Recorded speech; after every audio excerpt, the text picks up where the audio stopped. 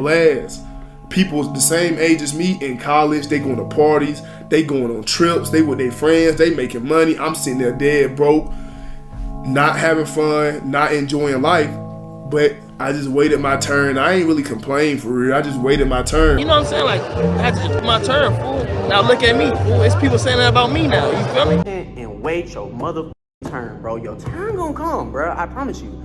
Your turn might not be now. You might not be ready for it now. People be rushing for their turn. You gotta wait your turn, cause I let a lot of people, you know, pass me, and I was sad. I would get like discouraged. But now that it's my time, I'm like, if God say it's this time right here, it's gonna happen.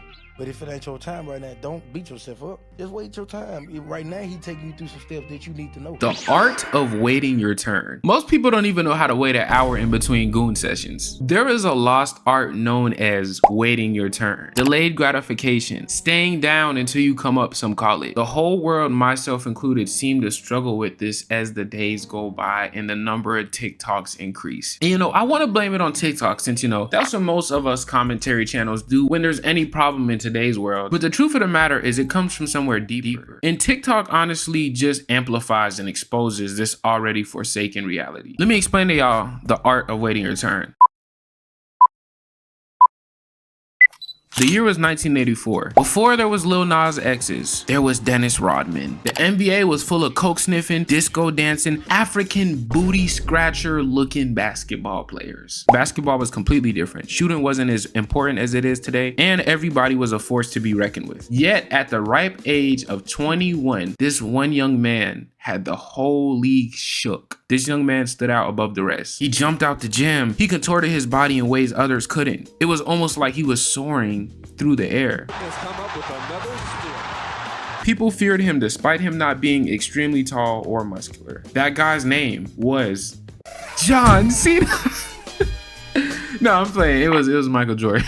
All Michael Jordan wanted to do was win games, bets, and more importantly, championships and trophies. His only problem was he was a little undersized muscle-wise, and his teammates were a little booty cheeks. So he needed to learn when to hold the ball and when to pass the ball. So he started working out. He found ways to innovate and become a master of his craft. And he ultimately elevated and became the person he needed to be. And in 1991, years later, he went on to three-peat, winning 3 NBA championships back-to-back, winning finals MVP all 3 times. Took a year off, came back, and did the exact same thing. And what always stuck out to me about MJ was that he had to be Michael Jordan, the Black Cat, Air Jordan, for 7 years straight before he even got his first championship. If he would have slacked in that 7-year period or going, I'll just cruise by, as a lot of players do because they get millions of dollars and that's what they've been waiting for their whole life is money. If he would have said, I'm just gonna cruise until it's my turn, he would have missed his window. He would have never got a shot at a championship, I'm sure. But he instead gave his all at all times, no matter which game, no matter which practice, no matter who it was. And that's what separated him from everyone else. I feel like in today's world, a lot of people confuse being ready with God being ready. Just because you are ready doesn't mean it's your turn. That's why it's called waiting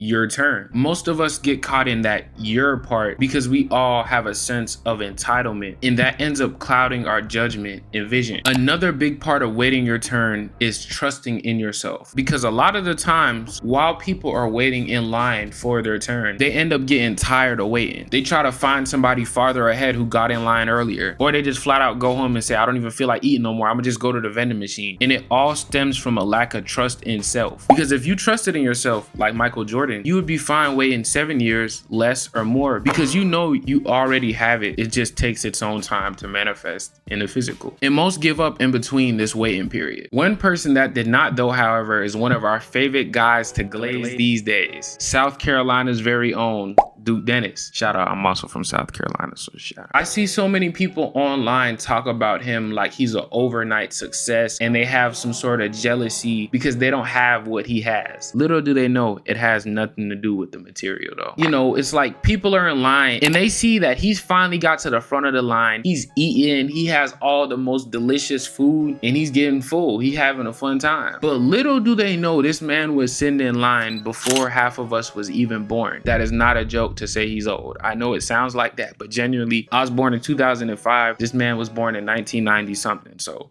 Duke from 2016 all the way up until about 2021 would just stream and upload videos of 2K. Yo, dude, what's good, dog? This your boy Duke. Dennis, y'all don't even know me yet, but y'all gon' know me. But he was in the trenches for most of his life and half of his YouTube career. Me last night to my boy, you ain't the best stretch big. I said, I don't care, but I'm getting you straight green buckets. Duke at the age of 23 was sleeping on his mom's couch in a beat trailer, no job, no huzz, and to put the cherry on top, he watched his cousin take his last breaths by the hand of another nigga over a misunderstanding. And then start shooting at me. Me and Dre linked up, bruh. And I told Dre, bro, I was like, bruh, I say, bro, I think he dead, bruh. When I finally get up to him, he laying on his stomach, bruh.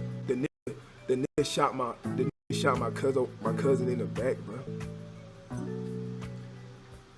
This was all in the midst of him uploading 2K videos. He literally was the most down bad you could be. L after L. They just kept coming. It seemed like there was nothing good coming for him. About a month in, I had got my first letter. The letter was from my girlfriend, bro. It's over. I'm in the army. I was sitting here going crazy. I'm like, baby, don't leave. Not when I need you the most. Don't leave, though. You know what I'm saying? Please. But he kept his eyes focused on his vision. He kept uploading every single day for 2 years straight, no breaks. He continued to wait his turn. I'm sure after all that, he felt like he deserved a break. And to be fair, he did. Like I said, just because you're ready, and even sometimes you think you're ready, that don't mean the universe is ready to give you what it's going to give you. Duke kept going, and by 2K19, so that would be late 2018, going on to 2019, he was one of the biggest content creators in the 2K community. But even still, the same way how Michael Jordan made it to the NBA, but he didn't get the championships he wanted, it's almost the same story with Duke Dennis, because although he was big in the 2K community, it wasn't nothing like how he is known outside of 2K. People know him for motivational talks, for just looking good, for just getting girls basketball, etc. He was just known specifically for 2K, and on a broad scale, he still wasn't that big. Until one day he shot that one video with Kai. When you see a baddie at the party,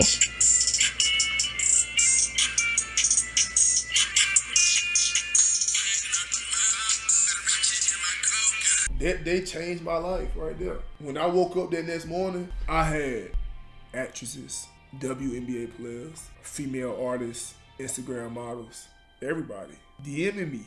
No cap. He waited his turn. This was after a lot of people would have got complacent because they already felt like they made it. He already made it out the hood. He already was touching 100K a month, but he still kept going because the mission wasn't over. And look at him now, to having no car, being cheated on, feeling ugly, being broke. After waiting your turn, all the curses would then turn into gifts. Everything he went through prepared him for what was coming towards him. But you also realize, since you just kept your head down and you kept going, you kept working, you don't even realize how long, however long it is that it takes you to get to where you're going, because you were just so in love with the process and the journey. If you don't prepare yourself to receive what you have, if you don't suffer, then you're not going to be able to appreciate your gifts and what God has blessed upon you. Going to work, I'm getting off, I'm working on myself. Going to work, getting off, working on myself. I'm grinding 2K, and now, you know what I'm saying, 2K17, 2K18, 2K19, 2K20. Hey, I went hard, and now I'm in a position, look where I'm at, look what we doing, look at my life right now. It might not happen overnight, you know what I'm saying?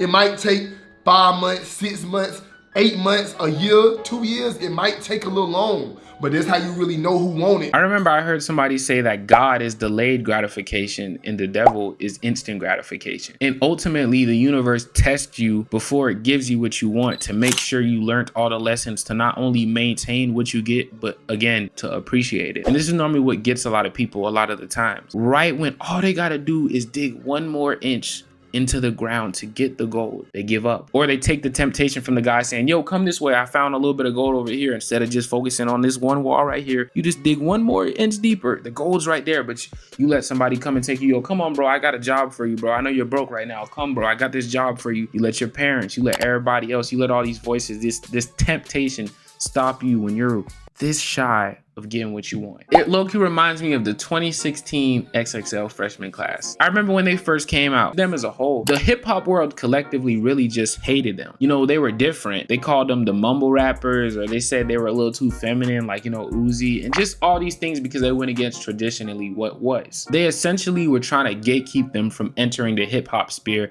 because they were in fear of them ruining it, when realistically they were just changing and evolving the rap game. A lot of your modern day rappers today were heavily inspired and influenced by them. If they didn't kick the door open, it's a good chance that most artists today wouldn't even be around. And that was the temptation, the instant gratification, because they could have let the noise win, taken that and got instant validation from the OGs, the fans, the charts, the money, the success. And some did do that. They did whatever all the, you know, white viewers and the consumers wanted to hear, like a Lil Pump who did what everybody else wanted to see instead of evolving and finding his own sound over time. But look at how far their careers went over the 2016 XXL freshmen, who came up at the exact same time as them. Although at first it looked like a failure and it was extremely painful being them at that time, it was essentially an uphill battle. The war was ultimately won. They waited their turn, and that's why we still know their names today and cop their music. Wait your turn. Stop looking at everybody else's plate or getting angry because you see everybody else eating. Don't let the hunger trick you out your spot, because not only will somebody else take your spot as soon as you leave it, but trust me when I say you will look back and realize that if you would have just waited a little bit longer, it would have been your turn. I really did like it. Yeah. Because I did not care at all. I just kept posting, and then one time, it just blew up. That's really how it works, Facebook. though. You just work real hard, a lot of the time with very little positive feedback. Out of nowhere, something to blow up. Something you do, and you don't even expect it to go off how it did. But it's all that work you did beforehand that prepares you to take advantage of that blow up. And a lot of people's like, but it didn't come yet. It's like, man, imagine if you had your blow up and you wasn't ready to take advantage of it because you had the skills. That'd be tragic. You don't know if you can get another chance. So in my last video, The Art of Waiting Your Turn, I talked about how imperative it is for you to not only wait your turn, but fall in love with the process so you can learn the lessons you need to acquire the things you want. And let me just say thank y'all so much for the love y'all showed on that video. It showed me how much we as humans can relate to each other on an everyday level that we often overlook. But on the other hand, I saw a bunch of comments pretty much complaining, saying how waiting your turn means waiting forever, and that's something that only the middle class and up can afford, or the only people that applies to is the people that made it. And there's hundreds of stories of people who waited for their turn who never won, so why should they wait? And that's honestly a great question. Why should you wait your turn when so many people before you have tried, waited, and failed? And my answer to you is, you tell me. That sounds like a person who is either not working hard enough, smart enough, or outright just lazy. See, a lot of people, they aren't waiting for their turn. They're actually waiting for somebody else's turn. They wait for their parents' turn of what they want them to be. Maybe your parents want you to be a lawyer and go to a nice college, or they want you to be an amazing football player so they can brag to you about their friends. Or these same people, they're waiting for money, views, and validation. So they wait for their story in life to unfold like Kai Cenat or Duke Dennis. And when that doesn't come for whatever it is they want to do in life, they think they waited for no reason, when in all actuality, they were waiting for the wrong reason. Hence, waiting your turn. But really, the universe holds us back from being successful in certain things so we don't end up tied down to things that, while on the outside look successful and fun, but leave us spiritually dead from the inside, which a lot of celebrities and creators are. A lot of people chase after others' dreams because they see it makes money, or they get validation from it, or the change, or whatever it is. That's not waiting your turn, which is also why you aren't happy in the process. When you're chasing something you love, while yes, you will have your days, you should be happy. The thing you're chasing and doing, it should have you springing out of bed in the morning. If it doesn't, then it's not your true vision. So that's normally what stops a lot of people from realizing their dream. Somebody who realized this early on and got out of it was Kanye West, who started out as a producer for a lot of artists in the early 2000s, but wanted to be a rapper. Except nobody believed in him. They told him to stay in his lane. It's funny saying that now, because it's like Kanye literally does any and everything. But they wanted him to just continuing to be a producer since he was really good at that for them. But see, Kanye felt that by being a successful producer and making all these amazing beats and songs for all these other artists, he would never be fulfilled internally, because he would always be contributing to somebody else's dream instead of his own, which was to make his own hits. So Kanye stopped producing as much for some of the biggest artists at the time, like Jay-Z, and started to then take his talents and produce for himself. He went everywhere promoting his music. He didn't care whether you listened or not, because regardless, he had something to say. Remember they used to call you that? I'm so self-conscious. has no idea what she doing in college. And finally, after waiting for his turn so long, an opportunity presented himself when Jay-Z and Ludacris, which were longtime connections from his production for them, extended an olive branch to feature on his debut project album, The College Dropout. He released it in the woke, self-introspective, quirky, awkward bars. To everybody's surprise, worked. People thought it was refreshing. It made you think. It was genius even. But if Ye didn't work, or more specifically, work for himself instead of others, and he continued to just sit down and be a good boy and produce like everybody told him he should do, because that was what was socially acceptable for him at the time, well, we wouldn't have gotten all these amazing projects that have changed our lives and helped us through these tough times. You have to move based on opportunity.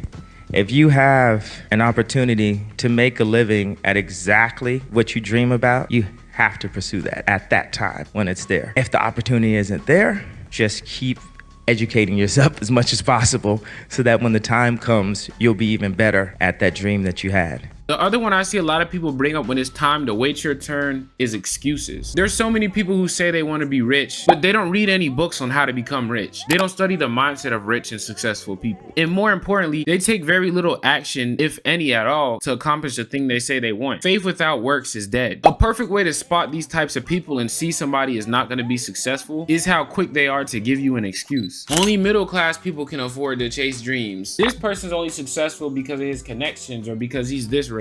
I got a job and a family to feed, so I can't chase my dreams. So tell me how 50 Cent, at the age of 25, got shot, lived in the hood, mom was killed at a young age, lost his record deal for being shot, mouth wired shut, and had a newborn son and a girl to feed, bounced back from all of that, get another deal, achieved his dream, and said fuck you to the who tried to kill him while doing it laughing. Now, of course, that is God without a doubt, but it's because he didn't let anything stop him. He didn't let anything tell him or any situation define how far he believed he could go in life. And more importantly, he waited his turn and he recognized when it was his turn to take the opportunity. He waited for so long, he worked for so long, he educated himself for so long, he built himself into 50 Cent. So by the time another record deal came, nobody had to hold his hand. Nobody could play on him. He was already 50 Cent, the rapper, businessman, before the opportunity even presented itself, which is the reason he was able to create, take advantage, and more importantly, see the opportunity when it presented itself. We even brought it down to the perspective of a person that's in a staff meeting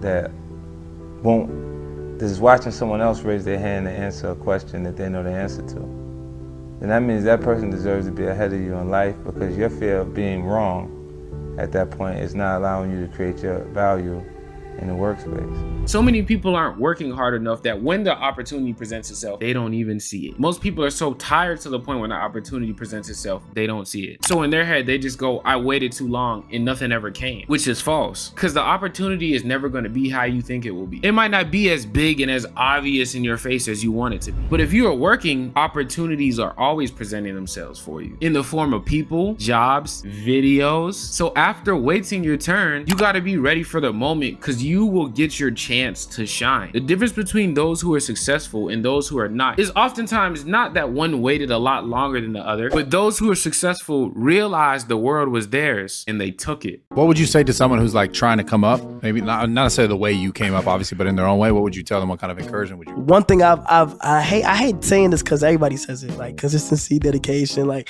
you feel me? But people don't understand that like slow motion is better than like no motion. Like I swear to God, I just feel like people are not patient with the blow up. I feel like people are just trying to rush and trying to hurry up and do this and this, knowing that take years. They want to go viral on that. They want to go viral so fast. And it's like, bro, like you have to wait. And I just say play the back until it's time to play the front. And when it's your time to play the front, you go full throttle. Like today, like now is the time. It's alright not to have shit figured out for real, bro. You know what I'm saying? Like you got your whole life to figure shit out, bro. Like it ain't gonna happen, you know what I'm saying, in one day either. Like, bro, you might not have shit figured out for 10, 15 years. And then next day you got everything figured out.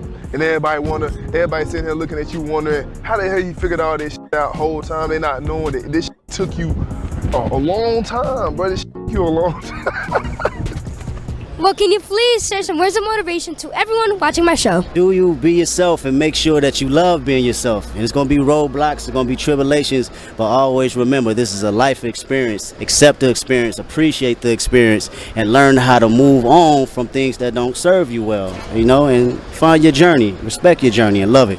Timing, one of the most important keys to success. You get the success and money too early and you'll misuse your influence and lose your money. You wait too long to transition in your journey and the train will leave the station without you. Timing is everything. This is why a concept like waiting your turn is so important. Part of waiting your turn is understanding when it is your turn. Because when your turn comes, which it will, you have to be ready to take it. Because if you don't take advantage of your moment when it does come, it'll pass you by. A person in my own lifetime that I saw prove this principle was Kendrick Lamar. He patiently waited his turn to go later on in his career to claim the throne as the #1 rapper from the longtime holder Drake. With that, let me explain the final piece of waiting your turn. It was April 15, 2003, and a mixtape titled Youngest Head in Charge was released to the streets by a young Kendrick Lamar stage name K. Dot, who by the way was only 16 at the time. It primarily consisted of freestyles of popular hip hop beats. Nothing special about it, and it flopped. And he went on for years to release more mixtapes that also kind of flopped. But while releasing these mixtapes, he also worked as a security guard while also working with artist J-Rock on his mixtapes, who he would later go on to collaborate with on multiple hit singles like King's Dead and Money Trees. And eventually in 2006, he was signed to an artist developmental deal with Def Jam Records, which is pretty much just a semi-paid, semi-free type rap deal when the label isn't fully sure of an artist and wants to put them through some tests and guide their skill towards another already signed artist. But was ultimately dropped because, as he described at the time, one of those situations where he wasn't ready. He continued to work, putting more and more substance into each mixtape that came out, paying homage to other greats that inspired to him, with no substantial growth in sight. That wasn't until September 14, 2010, the day I turned 5 years old, by the way, shout out to all the Virgos, where he released his 4th mixtape, Overly Dedicated. It was his first mixtape to gain some sort of commercial success, but despite the mixtape being number 72 on the billboards, he was still a hype man at this point for J-Rock and Tech 9 on their tours, opening for them, maybe on a lucky night being able to play one of his songs while hyping up the crowd, not really known outside of the small niche listeners he had. When I say Michael, you say Jordan, Michael. But after Dr. Dre saw the music video on YouTube to his song Ignorance is Bliss, he reached out to have Kendrick Lamar come and help him on his unreleased album. And not too long after that, on July 22nd, 2011, he released his debut studio album, Section 80. It was his first project to chart on the Billboard 200, but only sold 5,000 copies first week and got minimal media coverage. But it wasn't too long until he would later go on to sign a joint major record deal with Interscope Records. And on October 22nd, 2012, he went on to release Good Kid, Mad City, an album that told the story of not only Kendrick Lamar, but so many other kids in the city of Compton that were once innocent turned thugs, drug dealers due to their conditions needing to survive. It was a conscious look on his life growing up like Section 80, but it also had that poppy radio feel that an album needed to get commercial success, which it did, debuting at number 2 on Billboard 200. And here's when he started to become commercially known outside of LA. Yet at the Grammys that year, despite him having the best rap album, he was not awarded it, and it was instead given to Macklemore, who publicly stated that Kendrick Lamar was robbed, and it was because this was a white ran event. And the Grammy goes to Macklemore and Ryan Lewis. Still though, Kendrick Lamar still had a bunch of public and commercial success. But despite him being at the peak of his career, he began to have nervous breakdowns, survival's guilt, because while he was out seeing the world performing, his friends and family were still back at home stuck in poverty and dying. He ended up trying to live 2 lives at once, which ultimately made him lose himself. But it was through this traumatic identity crisis, he birthed one of the greatest rap albums of our generation titled To Pimp a Butterfly, which was released on March 15, 2015, a conscious rap album about the social issues in America, and also a lifelong story about any industry that involves artists. It debuted at number 1 on Billboard 200, and he was sent into stardom. He won the Grammy that he was robbed of and held the most Grammy nominations for a male rap artist in one night ever. But what ultimately sent him into icon status was his 4th studio album titled Damn, released on April 14th, 2017, which gained immediate worldwide success as it was his most commercially sounding album.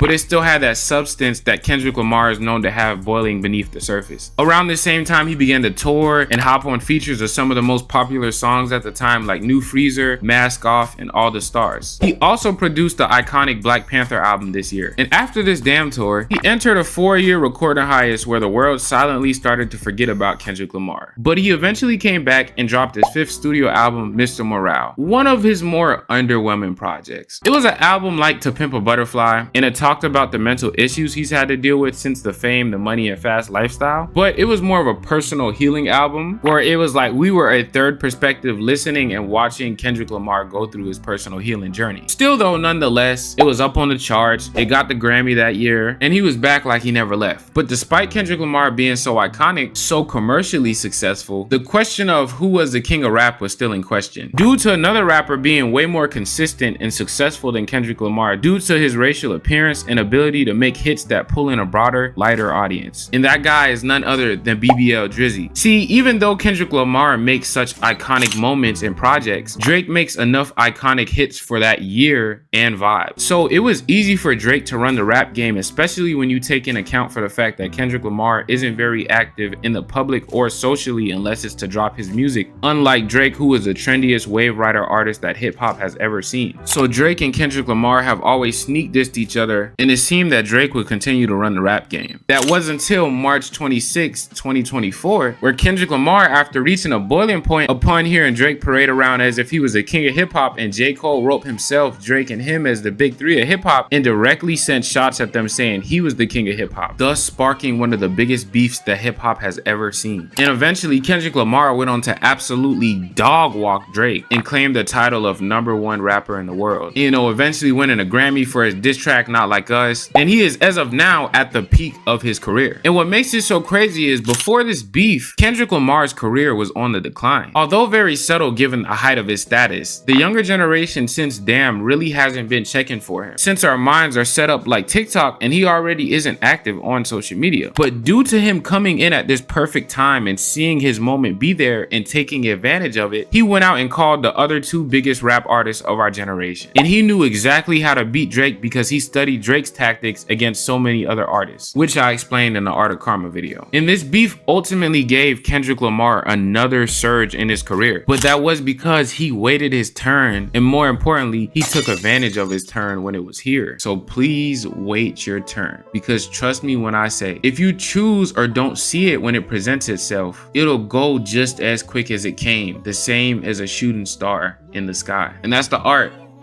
Waiting your turn. I appreciate y'all so much for me rocking out on this trilogy. You know what I'm saying? This is our Waiting Your Turn 3. I know y'all love this series, and I'm glad I can end it off with a banger. So, you know, I appreciate you all so much for the love lately. Go check out my playlist where you can see these in chronological order. They build upon each other. And check out my Twitch and my Instagram, because I'm gonna start streaming soon. So with that, I appreciate you all so much. I appreciate the love, and I'll see y'all boys in the next one.